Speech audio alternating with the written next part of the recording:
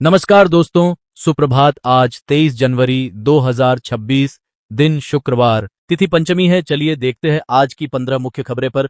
उससे पहले आपने अगर अभी तक इस वीडियो को लाइक नहीं किया है तो पहले इसे लाइक कर ले, और अगर इस चैनल पर इलिस पर नए हैं तो इसे सब्सक्राइब भी कर ले। चलिए बढ़ते हैं आज की पहली खबर की ओर।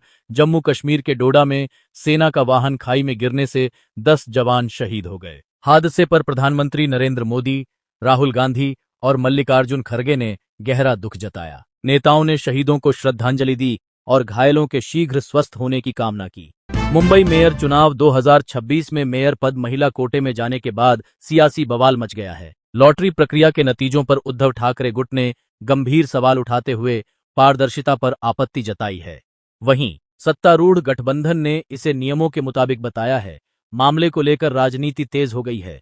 सीएम किसान सम्मान निधि योजना में बड़ा अपडेट सामने आया है। करीब 9 लाख किसानों के नाम सूची से हटाए गए हैं, जबकि 65,30,752 किसानों के खातों में ही 1,000 रुपए की राशि ट्रांसफर हुई है। सरकार ने पात्र किसानों से आधिकारिक पोर्टल पर अपनी स्थिति और सूची में नाम जांचने की अपील की है।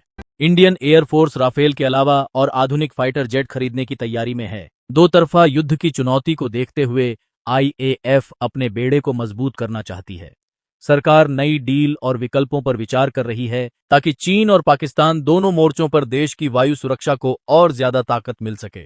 सावधान रहने की जरूरत है, क्योंकि गूगल और एआई पर की गई कुछ संदिग्ध सर्च गतिविधियां सुरक्षा एजेंसियों की निगरानी में आ सकती हैं। साइबर निगरानी सिस्टम हर एक्टिविटी पर नजर रखता है। गलत या गैर कानूनी सवाल पूछने पर जांच एजेंसियां कार्रवाई कर सकती हैं, इसलिए इंटरनेट का इस्तेमाल जिम्मेदारी और सतर्कता के साथ करना जरूरी है। एक भारतीय युवक तुषार बरेजा ने ऑस्ट्रेलिया के मेलबर्न में 12 घंटे उबर एक्स चलाने का चैलेंज लिया, लेकिन थकान के कारण सिर्फ 10 घंटे काम कर पाए और $330 करीब 20,000 रुपए कमाए, जैसा कि उनका वायरल वीडियो दिखाता है।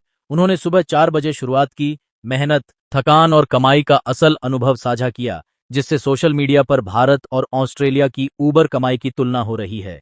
कर्नाटक में राज्यपाल और मुख्यमंत्री सिद्धारमैया के बीच संविधान को लेकर विवाद गहरा गया है। सीएम ने आरोप लगाया कि राज्यपाल ने विधानसभा में सरकार का तैयार किया गया अभिभाषण पूरा नहीं पढ़ा, जो संवैधानिक उल्लंघन है। सिद्धारमैया ने इसे लोकतंत्र के खिलाफ बताते हुए सुप्रीम कोर्ट जाने के संकेत दिए हैं।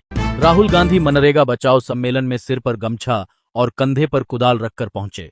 उन्होंने सरकार पर निशाना साधते हुए कहा कि बीबी ग्राम जी सिर्फ जुमला है, जबकि गरीबों के लिए मनरेगा ही असली सहारा है। राहुल ने रोजगार, मजदूरी और अधिकारों की रक्षा का संकल्प दोहराया।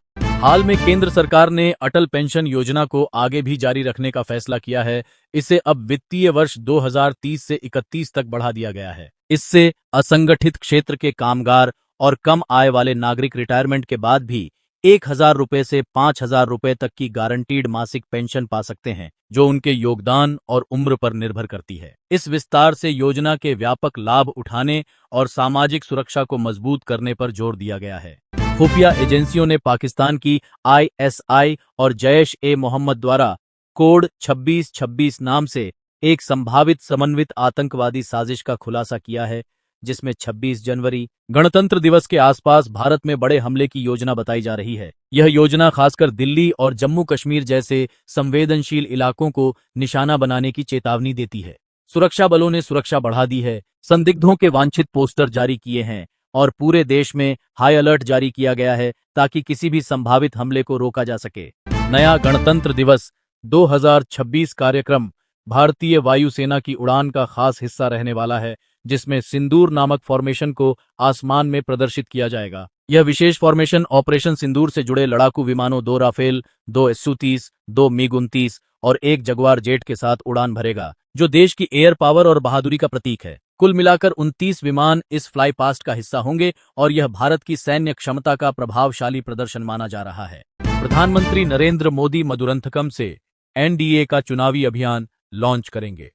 यह सभा तमिलनाडु विधानसभा चुनाव 2026 से पहले है, जहां एनडीए को मजबूत समर्थन जुटाने की कोशिश जारी है। प्रधानमंत्री की रैली में पार्टी कार्यकर्ता बड़ी संख्या में शामिल होंगे और आगामी चुनाव के मुद्दों पर जोरदार मंचन होगा। भाजपा संयुक्त एनडीए को दक्षिण भारत में बढ़ते जन समर्थन का फायदा उठाने की उम्मीद है।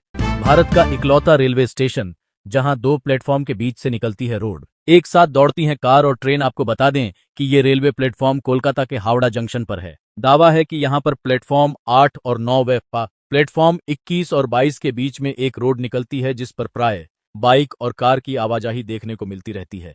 झारखंड के पश्चिमी सिंहभूम के सारंडा जंगल में सुरक्षा बलों सीआरपीएफ और झारखंड पुलिस ने नक्सलियों के खिलाफ बड़े ऑपरेशन में सेंट्रल कमेटी के सदस्य पतराम मांझी उर्फ अनलदा, जिन पर 1 करोड़ रुपए का इनाम था, को मार गिराया और कुल लगभग 15 नक्सली ढेर किए हैं।